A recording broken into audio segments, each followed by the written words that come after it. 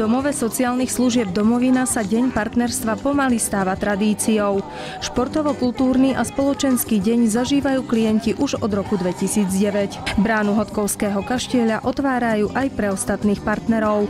Je to stretnutie domov sociálnych služieb s cieľom stretnúť sa nielen klienti, ale aj zamestnanci a využiť to stretnutie na určité aktivity. V príjemnom prostredí sa stretli klienti a zamestnanci zo Spišského Podhradia, Batizoviec, Spišského Štvrtku a Spišskej Novej Vsi. Príležitosť zažiť veselé podujatie si nenechali újsť obyvatelia ďalšieho zariadenia.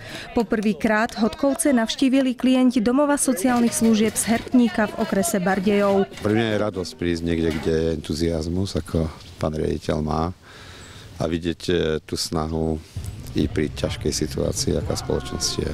A viete, ako je zvykom, že idú sviatky, idú Vianoce, vtedy si spomenieme na tých handicapovaných ľudí, ale tu sa musí s tým žiť.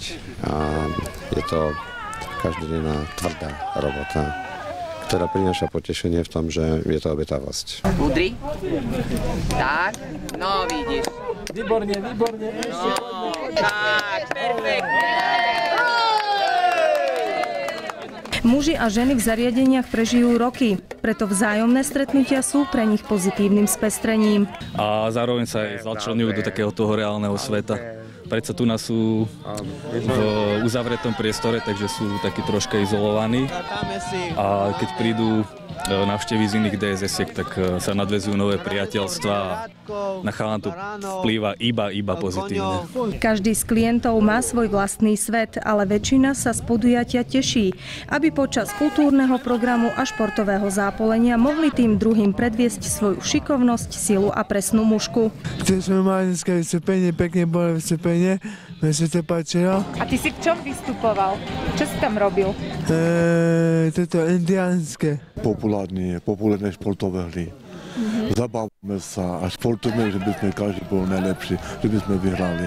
A vy tu nie ste sami iba klienti z Hodkoviec, muži, ale vy tu máte aj návštevníkov. Áno, máme tu návštevníkov takových sústavov proste. Ako sa hralo? Dobre. Ja som aj minulého roku hrala. Minulého roku bolo víťazstvo? Minulého roku asi nie. Ale boli sme druhí ako my partia stále. Deň partnerstva nikdy nekončí odovzdaním cien a chutným obedom. Na záver dňa zamestnanci pre klientov aj tentokrát pripravili ešte niečo navyše. Vyvrcholením podujatia bola diskotéka a voľná zábava.